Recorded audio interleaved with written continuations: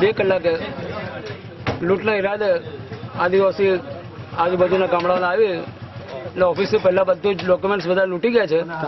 Computer તાળા બધા તોડી નાખેલા છે. અંદર ગ્રીસ, બારદાન, ઓઇલ, રોકડા રૂપિયા, ઓરિજિનલ દસ્તાવેજ. મારા ખેતરમાં પહેલા પણ આગ લગાડી હતી અને એના અમારે શંકર ઉપર જે માણસો જોયા હતા એની પર અમે ફરિયાદી પણ આપી હતી, પણ આજ સુધી એના પર કોઈ કાર્યવાહી પોલીસ કરી શકી નથી. અમે નામો પણ આપ્યા છે પણ આજ સુધી કંઈ થયું નથી.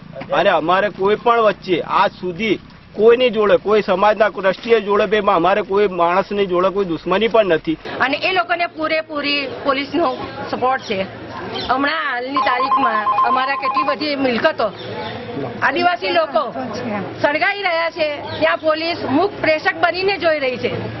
અને અમારા લોકો જયારે એને બોલાવવા કે એને બચાવવા માટે ગયા છે તેમના ઉપર લાઠીચાર્જ અને ટીયર ગેસ છોડવામાં આવ્યો છે. મારા જેવા ગરીબ માણસોનું આવું નુકસાન થાય છે તો બીજા કેટલા એવા માણસો છે એમને તો કોઈ પતો પણ લાગતો નહીં હોય.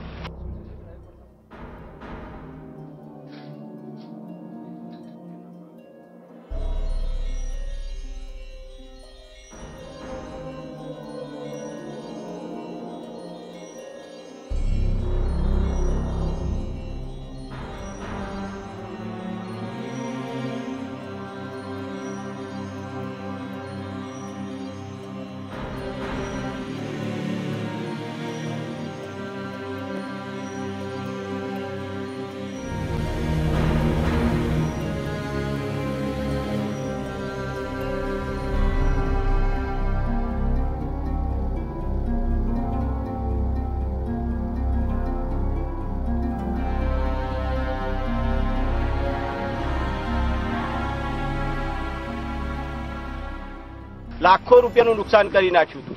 અને આજે પણ મારા જે કંઈ હતું જે બધું સળગ્યા પછી બી મેં બધું મહેનત કરી એમાંથી ટાળીને બધું એક સાઈડ કર્યું હતું. એમાં બી આજે લાખો રૂપિયાનું મારું નુકસાન કર્યું છે.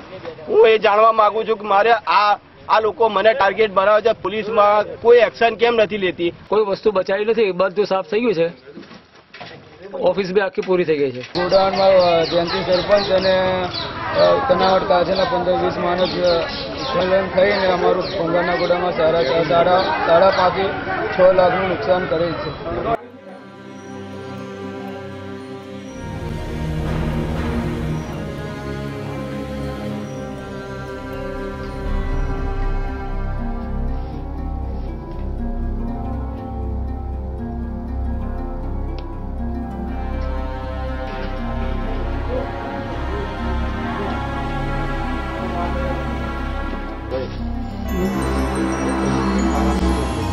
સારી વાત